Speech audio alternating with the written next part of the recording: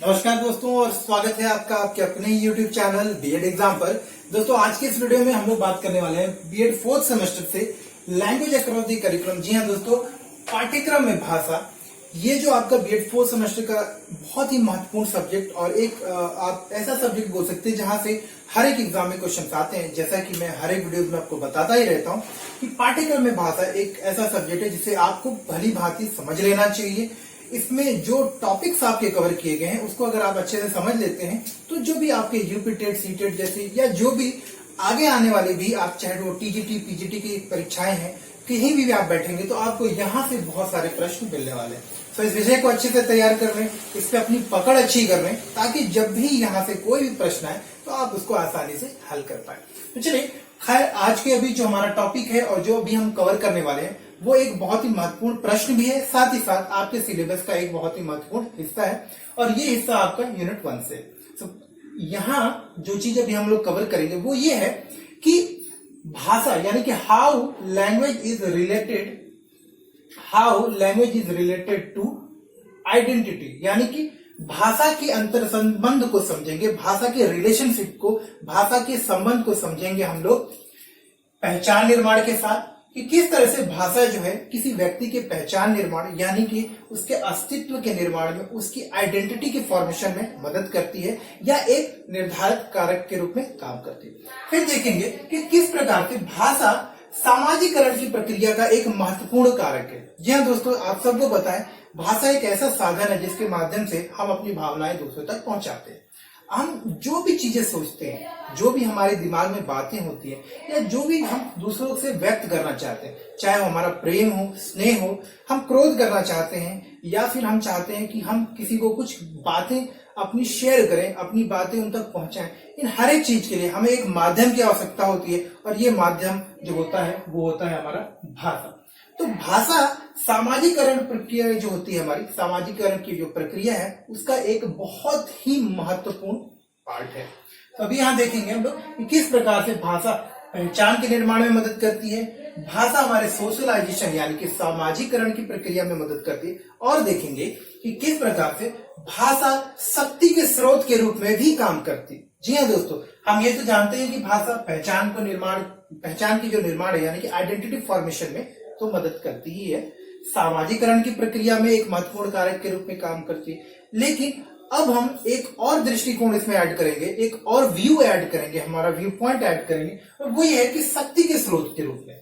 जी हाँ दोस्तों, हम अभी लैंग्वेज को as a source of power, as a agent of power के रूप में यहाँ पर देखेंगे। साथ ही साथ हम ये देखेंगे कि किस प्रकार से भाषा जो है हमारी चिंतन करने की प्रक्रिया को, विचार करने की प्रक्रिया को, किसी विषय के ऊपर सोचने की जो हमारा नजरिया होता है उसको किस प्रकार से प्रभावित करता है।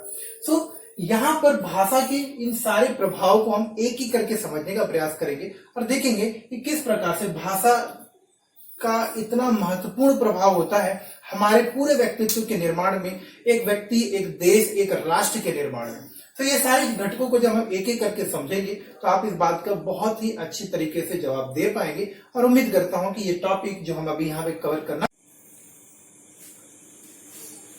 तो दोस्तों, जैसा कि अभी हम लोगों ने बात किया था कि अभी हम देखेंगे कि भाषा यानी कि एक लैंग्वेज जो है किसी समाज के निर्माण में, किसी व्यक्ति के पहचान के निर्माण में किस तरह से मदद करती है। तो चलिए सबसे पहले अभी हम देखते हैं कि पहचान के निर्माण में यानी कि आइडेंटिटी फॉर्मेशन में किस तरह से आपकी भाषा मदद करती है, और उसके बाद हम देखेंगे कि सोशलाइजेशन की प्रक्रिया, सामाजिकरण की प्रक्रिया में भाषा किस तरह से एक महत्वपूर्ण घटक, एक महत्वपूर्ण कारक के रूप में काम करती है। तो सबसे पहले समझने का प्रयास करते हैं आइडेंटिटी फॉर्मेशन।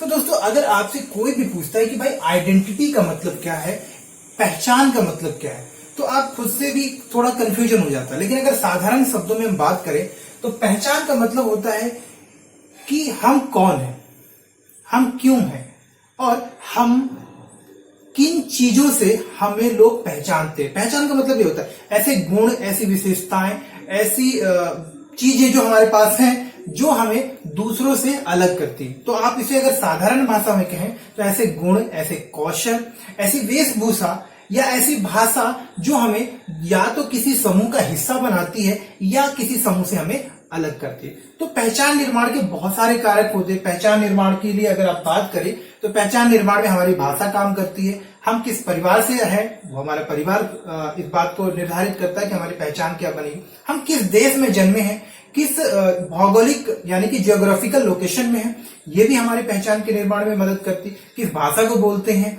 किस समुदाय से हम संबंधित हैं, किस धर्म से जुड़े हुए हैं और किस प्रकार की हमारी शिक्षा हुई है, किस व्यवसाय से जुड़े हुए हैं। बहुत सारे ऐसे कारक जो हमारे आसपास होते हैं ये इस बात को निर्धारित करते हैं कि हमारी पहचान क्या होगी।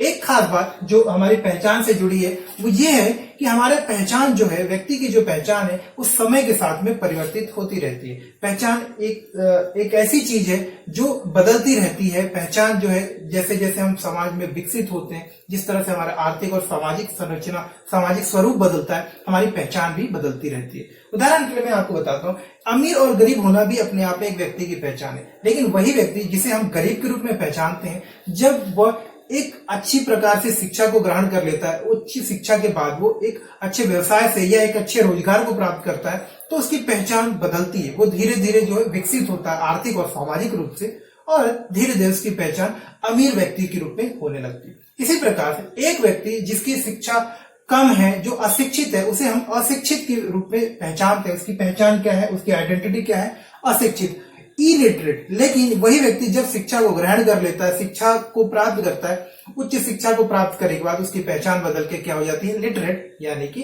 पढ़ा लिखा और शिक्षित व्यक्ति। तो आपने देखा पहचान कोई स्थिर गुण नहीं है, पहचान कोई स्थिर ऐसी चीज नहीं है, ऐसी कोई एजेंट नहीं है जो हमारे साथ जुड़ा है, जो कि बदल नहीं सकती। पहचान बदलती है, और पहचान बदलने में जैसा कि मैंने आपको बताया बहुत सारे कारक हैं। जब उनमें बदलाव होता है तो हमारी पहचान में भी बदलाव होती है। जैसे उसी में से एक महत्वपूर्ण कारक जो हमारे पहचान को निर्धारित करता है, हमारी पहचान को बनाने में मदद करता है, वो है हमारी भाषा। तो आपको मैं उदाहरण के लिए बताता हूं, जैसे कि जो लोग हिंदी भाषी हैं उन्हें हम हिंदुस्तानी बोलते हैं। अगर हम इंडिया के देश के परिप्रेक्ष्य में बात करें, जो लोग चाइनीज बोलते हैं, चाइनीज भाषा का उपयोग करते हैं, हम उन्हें क्या बोलते हैं, चाइनीज। अमेरिका में रहने वाले लोग अमेरिकन लैंग्वेज को बोलते हैं, इंग्लैंड में रहने वाले लोग इंग्लिश बोलते हैं, तो हम उन्हें इंग्लिश बोलते हैं।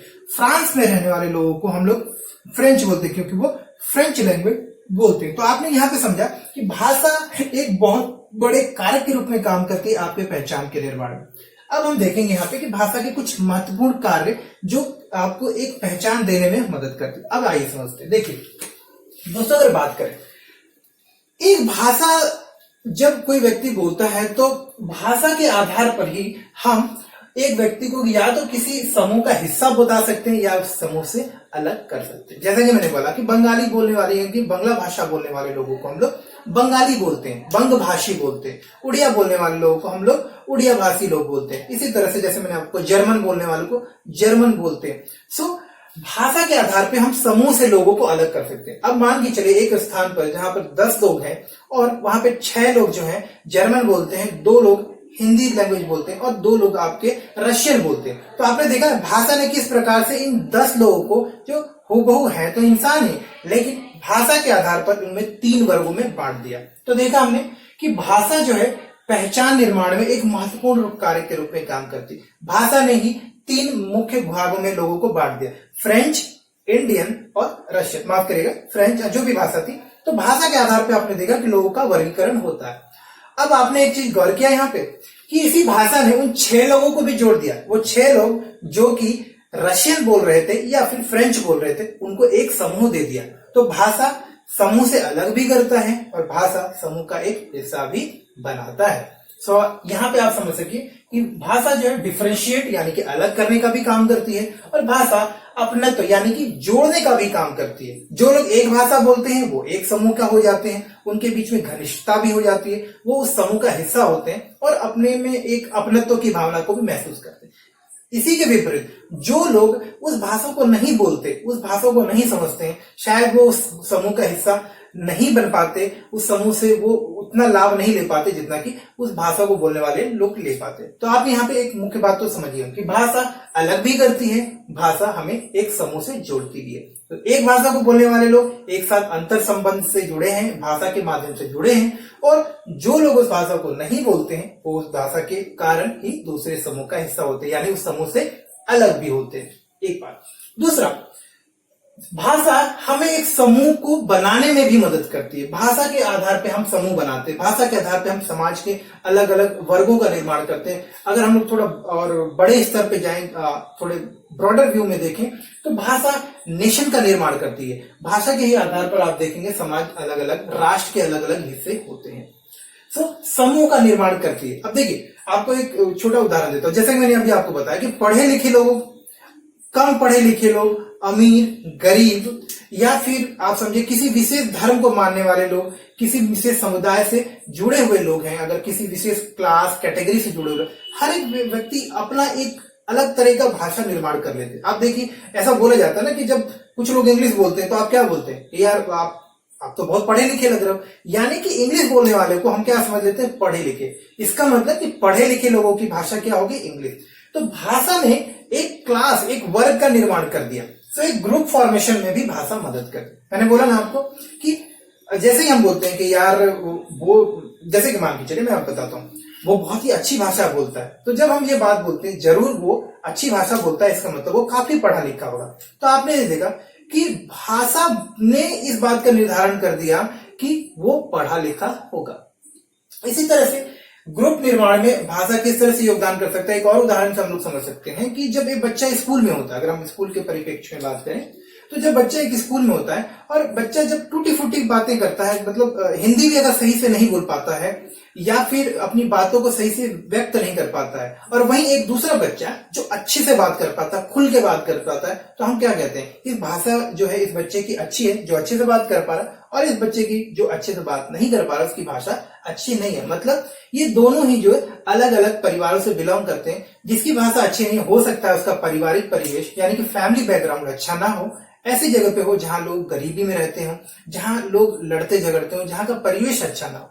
लेकिन जहां पर एक बच्चा अच्छी भाषा का प्रयोग करता है, अच्छे शब्दों का प्रयोग करता है, हम ये मान लेते हैं कि वो बच्चा एक ऐसे परिवार से होगा, एक अच्छे समाज से होगा, ऐसे समाज के हिस्से से होगा जहां पर लोग उच्च हैं, मतलब उच्च कुल के होंगे, अच्छा पढ़ा लिखा होगा वहां का समाज, और वहां पर जो लोग सभ्यता पूर्वक, सभ्यता से एक दूसरे से व्यवहार भी करते हैं। तो आपने देखा कि ग्रुप फॉर्मेशन में भी मदद करता है, समाज को अलग अलग वर्गों में बांटने का भी काम जो है भाषा करता है। ऊंच नीच, गरीब, पढ़ा लिखा, कम पढ़ा लिखा, और आप इस तरह से समझ सकते हैं अलग अलग वर्गों में इसको बांटता है।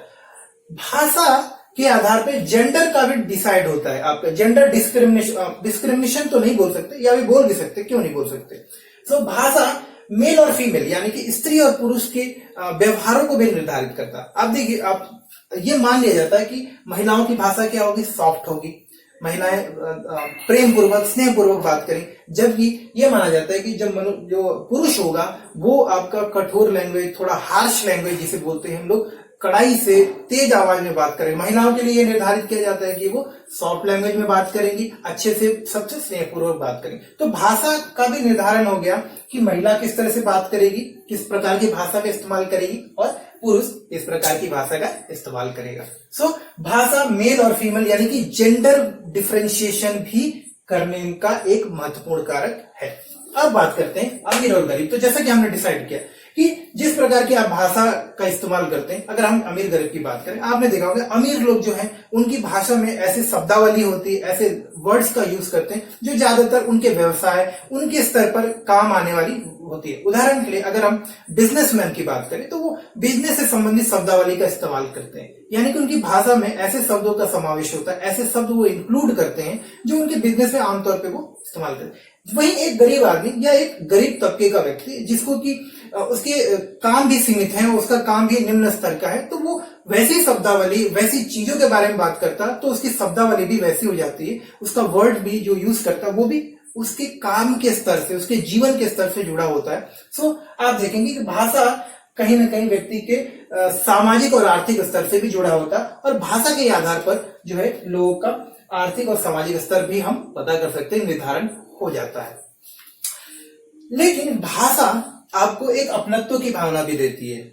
आपने देखा होगा कि कई बार बोलते हैं यार आप यूपी से हैं, आप किसी की भाषा सुन के आप बोलते हैं आप यूपी से हैं, आप बिहार से हैं, या आप बंगाली हैं, या फिर इंडियन है। अगर आप बाहर चले जाते हैं तो अगर कोई सामने से आपको हिंदी बोलता हुआ नजर आता है तो आपको क्या लगता है, आप बोलते आप इंडियन हैं, तो आपको एक अपनत्व की भावना आती है। जब आप अपनी जैसी भाषा किसी और से सुनते हैं तो आपको उस उस आदमी से एक अपनत्व की भावना, एक जुड़ा होने की एक भावना आपको समझ में आती है।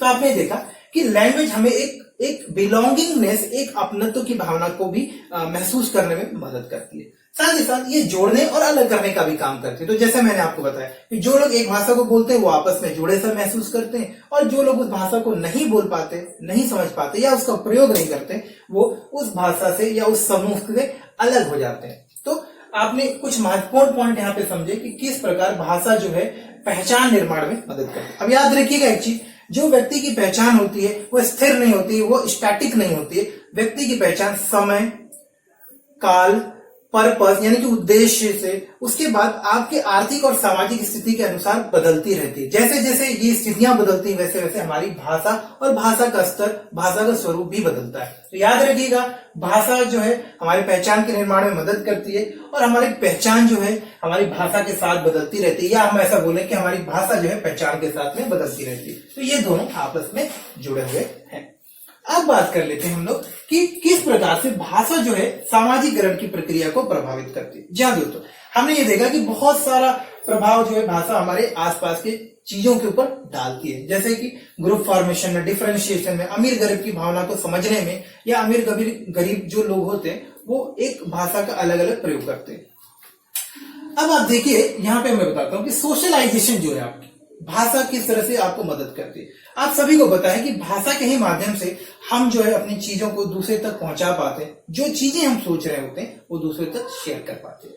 तो भाषा एक ऐसे कारक के रूप में, एक ऐसे एजेंट के रूप में काम करती है जो एक व्यक्ति की भावनाओं को दूसरे व्यक्ति तक पहुंचाने में मदद करती है।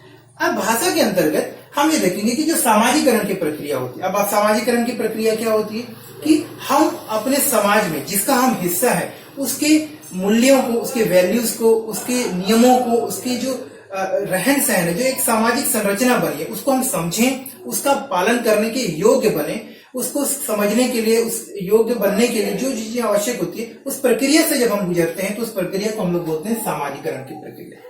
यानी कि अगर हम एक समाज का हिस्सा हैं तो हम उस समाज में रहने के वो सारे नियम सीखते हैं, उन समाज में रहने का व्यवहार करने का तरीका सीखते हैं, हम किस प्रकार से उस समाज को और बेहतर तरीके से मदद कर सकते हैं, उस समाज के एक उपयोगी, एक प्रोडक्टिव मेंबर के रूप में काम कर सकते हैं। ये जो प्रक्रिया होती है इसे हम लोग बोलते हैं सामाजिकरण की प्रक्रिया। तो सामाजिकरण की प्रक्रिया जो होती है इसमें भाषा जो है एक अभिन्न हिस्सा है। भाषा सामाजिकरण की प्रक्रिया का एक महत्वपूर्ण घटक, एक कंपोनेंट है। देखते हैं, देखिए समाज में अब जब हम लोग रहते हैं तो हम अपनी चीजों को, अपनी बातों को संवाद यानी कि कम्युनिकेशन के माध्यम से दूसरों तक पहुंचाते हैं। तो अगर हम कुछ सीख रहे हैं किसी से, समाज में जो हमारे नियम है, जो हम मान्यताएं हैं, जो मूल्य हैं, जो वैल्यूज है, जो धार्मिक और सांस्कृतिक जो चीजें हमारे समाज में व्याप्त हैं, जब एक बच्चा बड़ा होता है धीरे धीरे तो उसे दूसरों से, अपने माता पिता से, अपने परिवार वालों से, अपने गुरुजनों से, अपने बड़े भाई बहनों से ये संवाद करके, लैंग्वेज के माध्यम से, भाषा के माध्यम से ही सीखने को मिलता है। अपने भाषा के माध्यम से वो स्नेह की भाषा सीखता है, यानी कि जब लोग स्नेह करते हैं तो उसको समझने में मदद होती है। इस चीज को वो समझ पाता है कि लोग स्नेह कैसे करते हैं, स्नेह कैसे व्यक्त करते हैं, स्नेह के लिए कौन से शब्द इस्तेमाल। तो स्नेह, व्यवहार कुशलता, व्यवहार, देखिए भाषा हमें मदद करती है व्यवहार कुशलता को प्राप्त करने में। हम किस प्रकार से लोगों से व्यवहार कर सकते हैं, व्यवहार कौन सा उचित है, किस प्रकार से व्यवहार करें जिससे कि हमारा ज्यादा से ज्यादा सकारात्मक सामाजिकरण हो, इस चीज में भी भाषा हमें मदद करे। उदाहरण के लिए हम सामाजिकरण की प्रक्रिया के दौरान भाषा के माध्यम से उन अच्छे तरीकों को सीखते हैं, उन अच्छे मूल्यों को अपने अंदर शामिल करते हैं, आत्मसात करते हैं, इंक्लूड करते हैं, जो एक सभ्य और एक अच्छे नागरिक के लिए आवश्यक होते हैं। और इन सारी चीजों को हम किताबों के माध्यम से सीखते हैं, अपने आसपास से जो भी लोग हैं उनसे सीखते हैं, हमारे जो रोल मॉडल्स हैं उनसे सीखते हैं। तो इन सारी चीजों को सीखने के लिए भाषा की हमें आवश्यकता पड़ती है। भाषा की मदद से हम चाहे वो किताबों में पढ़ते हैं इन सारी चीजों को, या हम बातचीत के माध्यम से लोगों से सीखते हैं कि कैसे व्यवहार करना है, कैसे अच्छे से संवाद करना है। भाषा हमारी पर्सनालिटी को भी डेवलप करता है। जी हाँ दोस्तों, जिस तरह से हम भाषा का इस्तेमाल करते हैं उस तरह से हम ज्यादा से ज्यादा लोगों के साथ जुड़ पाते हैं।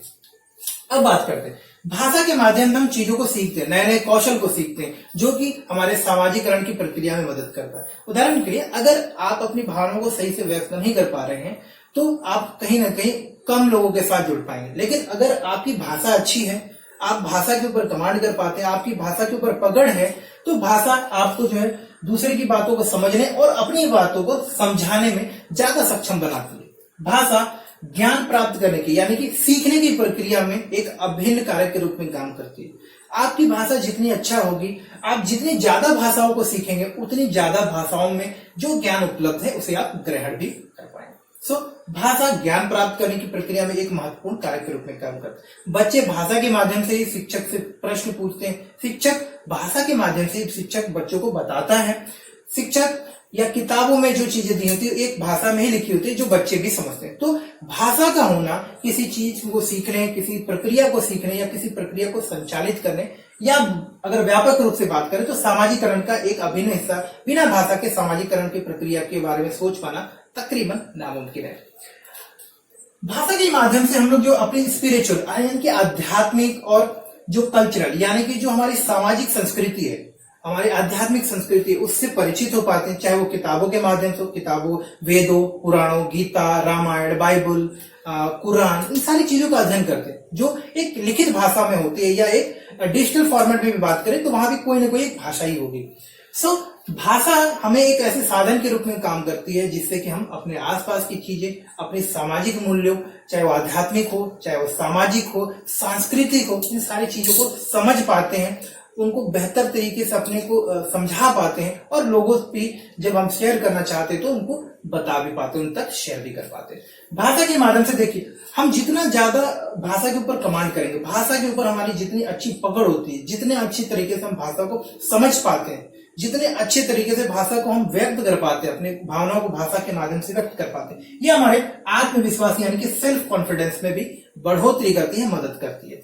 इसके बाद भाषा जो है, अब देखिए, भाषा की मदद से हम जो है सामाजिक प्रक्रिया में जो जरूरत होता है वो लव, कि दूसरे के बारे में, हम दूसरे के प्रति हमें प्रेम हो, हम दूसरे की भावनाओं को समझ पाए, दूसरे के दुखों और कष्टों को अगर हम समझ पाते हैं तो हम कहीं ना कहीं सामाजिकरण की प्रक्रिया में आगे बढ़ रहे हैं, हम समाज का एक अभिन्न हिस्सा बन पाते हैं।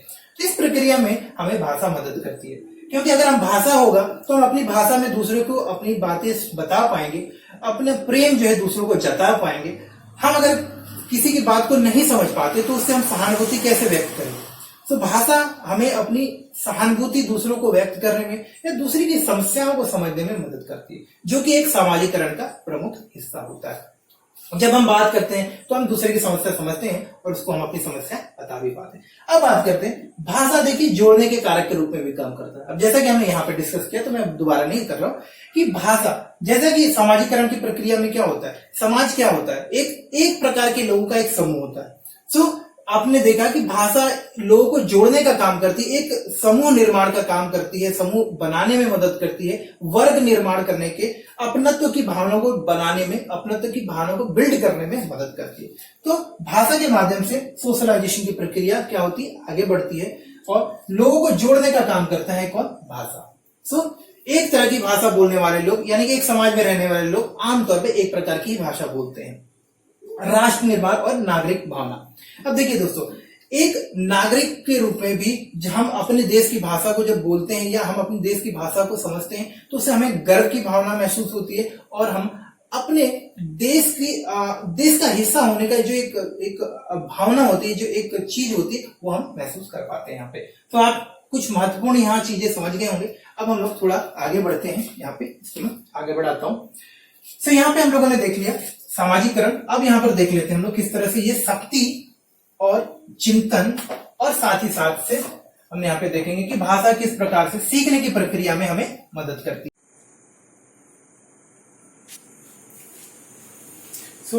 दोस्तों, जैसे कि अभी हमने देखा कि भाषा किस प्रकार से सामाजिकरण की प्रक्रिया और हमारे पहचान निर्माण यानी कि आइडेंटिटी फॉर्मेशन में मदद करती है। अब देखेंगे कि भाषा कैसे एक शक्ति के स्रोत के रूप में, जी हाँ दोस्तों, शक्ति यानी कि पावर के स्रोत के रूप में भी काम करती है। और देखेंगे कि भाषा किस प्रकार से हमारे विचारों यानी कि चिंतन करने की प्रक्रिया, सोचने की प्रक्रिया को प्रभावित कर सकती है। साथ ही साथ एक बहुत ही महत्वपूर्ण कार्य के रूप में काम करती है जब हम अपना नॉलेज फॉर्मेशन का काम करते हैं, ज्ञान निर्माण का कार्य होता है। भाषा एक ऐसी एक ऐसी ताकत है, एक ऐसा साधन है जो कि हमारे जीवन के विभिन्न पक्षों को अलग अलग तरीके से प्रभावित करता है। तो अभी हम लोगों ने देखा था कि सोशलाइजेशन यानी कि सामाजिकरण की प्रक्रिया में किस तरह से भाषा का योगदान होता है, हमारे व्यक्तित्व के निर्माण में किस तरह से योगदान होता है। अब हम देखते हैं कि नॉलेज के क्रिएशन यानी कि ज्ञान के निर्माण में किस प्रकार से जो है भाषा का योगदान होता है। आइए देखते हैं कि ज्ञान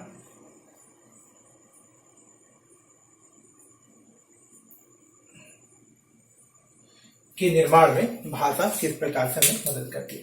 दोस्तों अगर बात करते हैं, देखिए भाषा के माध्यम से क्या होता है कि हम जो अपनी जो विचार होते हैं, जो चीजें हम सोच रहे होते हैं, वो दूसरों तक पहुंचाते हैं या उनके साथ व्यक्त करते हैं।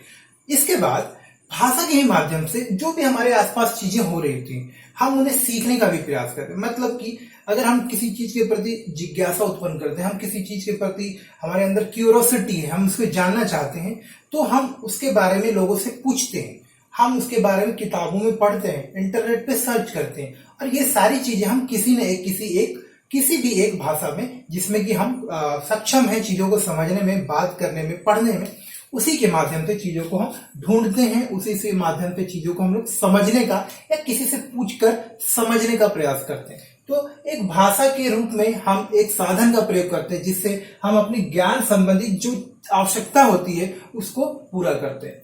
तो ज्ञान ग्रहण करने में भाषा मदद करता है, क्योंकि भाषा के माध्यम से एक शिक्षक, एक किताब या फिर कोई भी ऐसा साधन जहां से आप चीजों को सीख सकते हैं, वहां से आप चीजों को पढ़कर, सुनकर, देखकर आप चीजों को समझते हैं। तो ज्ञान ग्रहण करने में भाषा आपको मदद करता है।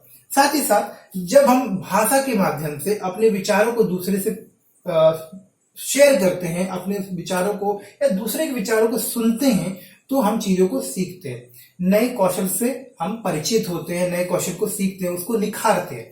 तो भाषा का दूसरी बात है, भाषा विचारों को प्रभावित करती है, यानी कि हम जो भी हमारा अनुभव है, जब हम नई चीजें सीखते हैं किसी भाषा के माध्यम से, लोग हमको बताना चाहते हैं, तो हमारे विचारों में विकास होता है, हम नए नए विचार हमारे मन में उत्पन्न होते हैं, और ये विचार जो उत्पन्न होते हैं वो एक विशेष पैटर्न में होते हैं, जो कि भाषा का एक ढांचा होता है, उसी अनुसार विचार भी तैयार होते हैं हमारे दिमाग में।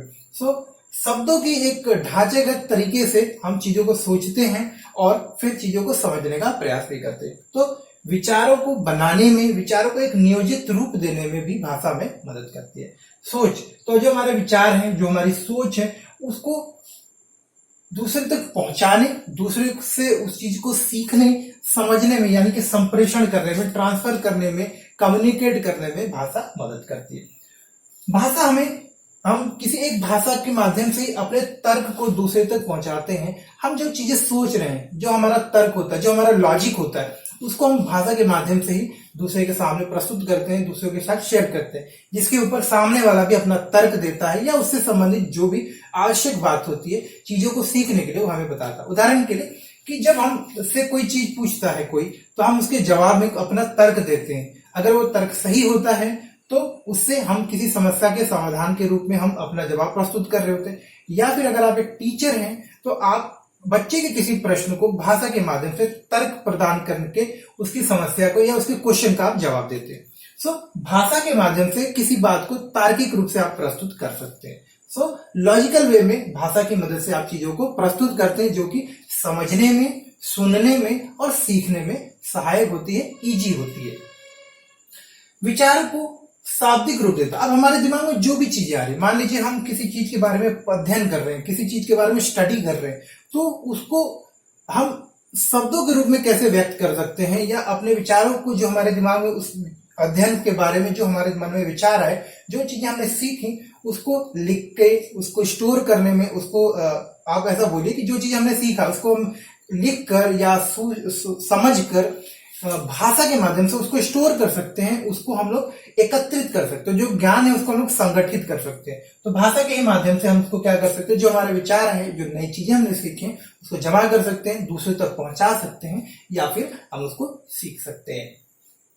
ज्ञान का आदान प्रदान करते हैं। जी हाँ दोस्तों, अगर हम भाषा के शक्ति के बारे में परिचित, तो हमको पता है कि हम जो भी चीजें सीखते हैं वो दूसरे तक पहुंचा सकते हैं और दूसरे से वो चीजें सीख सकते हैं। तो ज्ञान के आदान प्रदान में भाषा एक महत्वपूर्ण घटक, एक महत्वपूर्ण कारक के रूप में, एक महत्वपूर्ण मीडियम के रूप में काम करता है। अब बात करते हैं जैसे कि बहुत सारी चीजें, इंफॉर्मेशन जो सीखने की, चाहे वो आपका वैज्ञानिक चीजें हो, गणित हो, इतिहास हो, भूगोल हो, तार्किक चीजें हैं, आपकी समाज से संबंधित, उसके बाद संस्कृति से संबंधित जो भी ज्ञान होता है, जो आवश्यक सूचनाएं जो एक व्यक्ति को जानना चाहिए, जो सीखना चाहिए, वो सारी चीजें या तो किताबों में या कोई शिक्षक के माध्यम से आप तक पहुंचाया जाता है। तो ये सारी चीजें भी किसी न किसी एक भाषा में लिखी हुई होती हैं या किसी न किसी भाषा में वहां पर आपको प्रस्तुत किया जाता है। तो स्रोत के रूप में भी भाषा जो है एक माध्यम के रूप में, किसी स्रोत के अंदर जो ज्ञान दिया हुआ है, जो आपके नॉलेज है, उसको एक व्यक्ति तक पहुंचाने के एक माध्यम के रूप में काम करता है। ज्ञान का संकलन करने में, जी हाँ दोस्तों, जैसे कि मैंने आपको बताया कि कोई नया रिसर्च किया आपने, कोई नई खोज की आपने, या कोई विषय के ऊपर आप जानकारी प्राप्त करना चाहते हैं, तो वो सारी चीजें क्या होती हैं, कहीं ना कहीं स्टोर होती हैं, कहीं ना कहीं लिखी होती हैं, स्टोर होती हैं आपकी किताबों के रूप में, स्टोर होता है किसी वैज्ञानिक के दिमाग के विचारों के रूप में, किसी पढ़े लिखे व्यक्ति के अनुभव के रूप में। तो ये सारी चीजें आप तक कैसे पहुंचती हैं? आप तक पहुंचती हैं किताब के माध्यम से, किताबों के माध्यम में, किताबों में जो भाषा होती है उसके माध्यम से। इसके बाद बहुत सारे हमारे मन में जटिल कॉन्सेप्ट्स आते हैं, बहुत सारे जटिल, मतलब बहुत सारे इंटरलिंक्ड जैसे बोलते हैं कि इधर उधर से बहुत सारी भावनाएं जो है एक दूसरे से मिश्रित, मिक्स टाइप की भावनाएं हमारे दिमाग में आती हैं। उनको जो हम व्यक्त करना चाहते हैं उसको एक सही रूप देने में, एक सही प्लेटफॉर्म देने में, एक सही तरीका देने में कौन मदद करता है? भाषा। तो आपने देखा कि भाषा जो है ज्ञान ग्रहण करने की प्रक्रिया का एक महत्वपूर्ण हिस्सा है, और आप देख सकते हैं कि भाषा किस प्रकार से हमें मदद कर रहा है। ये कुछ पॉइंट्स हैं जो आप यहाँ पे लिख सकते हैं, और अब समझ सकते हैं कि ज्ञान के निर्माण में, सीखने के निर्माण में लर्नर को वो किस तरह से मदद करता है। अब बात करते हैं हम लोग कि भाषा जो है आपका एक शक्ति के स्रोत के रूप में भी काम करता है। जी हाँ दोस्तों, शक्ति के प्रवाह के रूप में, शक्ति के प्रस्तुतिकरण के रूप में, या फिर शक्ति के एक माध्यम के रूप में भी काम करता है। आप इसको समझ सकते हैं। देखिए, अगर आपकी भाषा में, आप भाषा कौशल में अच्छे हैं, जैसे कि अच्छे लीडर्स होते हैं, अच्छे स्पीकर्स होते हैं, इनको आपने देखा होगा, उनकी भाषण शैली बहुत अच्छी है, तो वो जो बात बोलना चाहते हैं वो कुछ इस तरह से रखते हैं कि लोगों को प्रभावित करता है। भाषा के अंदर शक्ति होती है, भाषा के अंदर ताकत होती है कि लोगों को प्रेरित कर सके, लोगों को प्रेरित कर सके, लोगों तक वो सूचना को पहुंचा सके, लोगों को किसी विषय के बारे में, किसी मुद्दे के बारे में, या किसी भी टॉपिक जिसके बारे में बात हो रही है, या किसी विषय के बारे में जिस पर चर्चा हो रही है, उसके बारे में लोगों को सूचित कर सकते हैं भाषा के माध्यम से, या हम अगर कोई मुद्दा है उसके बारे में लोगों को प्रेरित भी कर सकते हैं। प्रभावित करना, अगर भाषा के अंदर आपकी क्षमता है, आप सही तर्क के साथ, सही उद्देश्य के साथ लोगों से बातचीत करते हैं, तो आप लोगों को प्रभावित कर सकते हैं मानसिक, शारीरिक, मनोवैज्ञानिक स्तर पर। आप लोगों को प्रभावित कर सकते हैं, लोगों की भावनाओं को प्रभावित कर सकते हैं, लोगों की सोच को प्रभावित कर सकते हैं। अगर आप सही शब्दों का चुनाव करना जानते हैं, सही प्रकार से संवाद करना जानते हैं, आपकी कम्युनिकेशन स्किल अच्छी है, आपकी पर्सनालिटी अच्छी है, तो आप लोगों की भावनाओं को प्रभावित कर सकते हैं, लोगों की जो काम करने का तरीका, या जो लोगों से आप प्रभावित करके काम करवा सकते हैं। जैसे कि उत्साह भरना, जो लोग डिमोटिवेटेड है, अगर आपके अंदर भाषा शैली अच्छी है, आपका कम्युनिकेशन स्किल अच्छा है, आप एक अच्छे मैनेजर हैं, एक अच्छे टीचर हैं, एक अच्छे ट्रेनर हैं, तो आप अपनी भाषा शैली के माध्यम से, अपने लैंग्वेज के माध्यम से लोगों को प्रभावित कर सकते हैं, उनको मोटिवेट कर सकते हैं, उत्साहित कर सकते हैं कि वो काम को करें, अपने लक्ष्य की ओर आगे बढ़े, जो काम वो करना चाहते हैं उस तक वो आगे बढ़े। इसके बाद जागृत करना, जैसे कि मैंने आपको बताया कि भाषा के माध्यम से, भाषा में वो शक्ति होती है, भाषा के अंदर वो ताकत होती है कि जो एक व्यक्ति को दूसरे व्यक्ति से जोड़ता है, उसकी भावनाओं को समझने में, उसकी भावनाओं को समझकर उसकी आवश्यकता के अनुसार हमें ऐसी सूचना देने में, जो कि उस व्यक्ति को जागृत करने में, ताकि वो अपने लिए जो जरूरी कदम है वो उठा सके, उसके विकास के लिए जो जरूरी चीज है उसको लिए वो प्रेरित हो पाए। इसके लिए हम लोगों को जागृत कर सकते हैं। उदाहरण के लिए मान लीजिए एक ऐसा देश है जहां पर कि कोई दमनकारी शक्ति है, जैसे कि भारत में अंग्रेज थे, तो जो हमारे लीडर्स हैं उन्होंने सालों साल तक, सैकड़ों साल तक मेहनत की, लोगों को जागृत किया अपनी भाषा के माध्यम से, भाषण के माध्यम से, संवाद कौशल के माध्यम से लोगों को आंदोलन करने के लिए सकारात्मक रूप से प्रेरित किया, और अंततः हम जो देख पाए कि हमारा देश जो है सन 1947 में आजाद हो गया।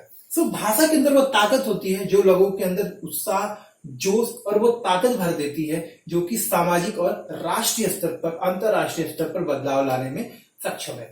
इसके बाद विचारों को व्यक्त करने का एक प्रबल साधन है। भाषा के माध्यम से हम जो चीजें दूसरे तक पहुंचाना चाहते हैं वो बहुत ही प्रबल तरीके से, बहुत ही इफेक्टिव, बहुत ही सशक्त तरीके से लोगों तक पहुंचा पाते हैं।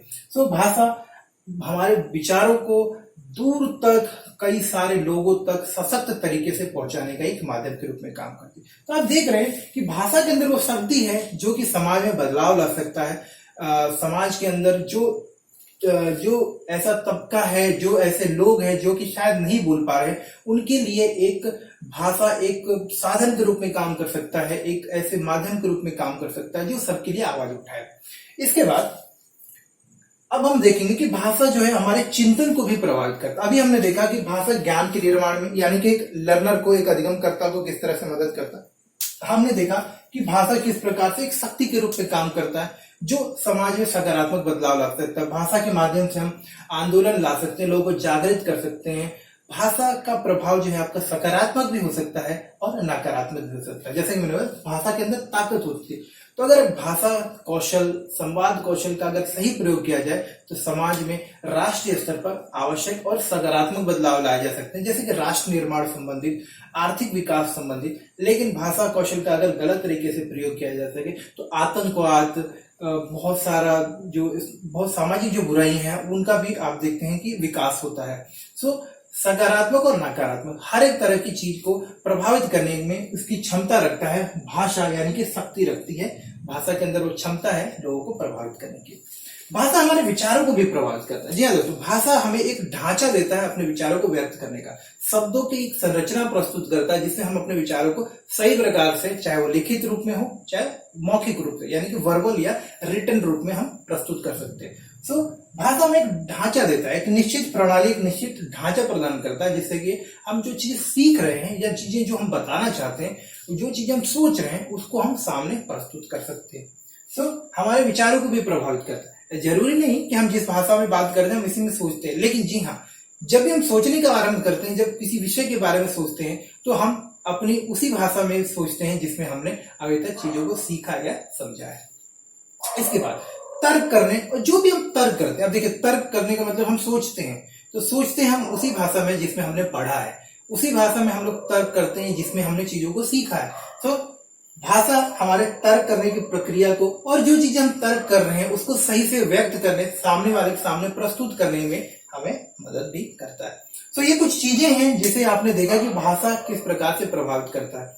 तो पूरे इस चैप्टर में, इस पूरे डिस्कशन में हमने देखा कि भाषा किस प्रकार से सामाजिकरण की प्रक्रिया में मदद करता है, एक व्यक्ति के आइडेंटिटी फॉर्मेशन, पहचान निर्माण में मदद करता है। साथ ही साथ भाषा किस प्रकार से शक्ति के रूप में, एक ताकत के माध्यम में, एक शक्ति के स्रोत के रूप में काम करता है। भाषा किस प्रकार से ज्ञान के निर्माण में मदद करता है, और भाषा किस प्रकार से हमारे विचारों को भी परिवर्तित या आप समझ सकते हैं कि उसको प्रभावित करता है। तो उम्मीद करता हूं कि अगर अब नेक्स्ट टाइम से आपको ये क्वेश्चन आ जाए कि भाई भाषा क्या है, भाषा किस प्रकार से हमारे आसपास की चीजों को प्रभावित करता है, ज्ञान के निर्माण में, शक्ति के स्वरूप में, सामाजिकरण की प्रक्रिया में, हमारे चिंतन की प्रक्रिया में, तो आप इस कुछ इंपॉर्टेंट पॉइंट्स को लिखें जिससे कि आप एक अच्छा अपना विचार जो आप है आपके दिमाग में उसको प्रस्तुत कर पाए। तो अगर वीडियो अच्छा लगा हो तो प्लीज लाइक जरूर करें, अगर लगे कि आपके अपने दोस्तों के साथ शेयर करना चाहिए उन्हें शेयर भी करें। तो मिलते हैं अगले एक वीडियो में जहां पर हम लोग डिस्कस करेंगे और भी महत्वपूर्ण टॉपिक्स को। तब तक के लिए नमस्कार, धन्यवाद।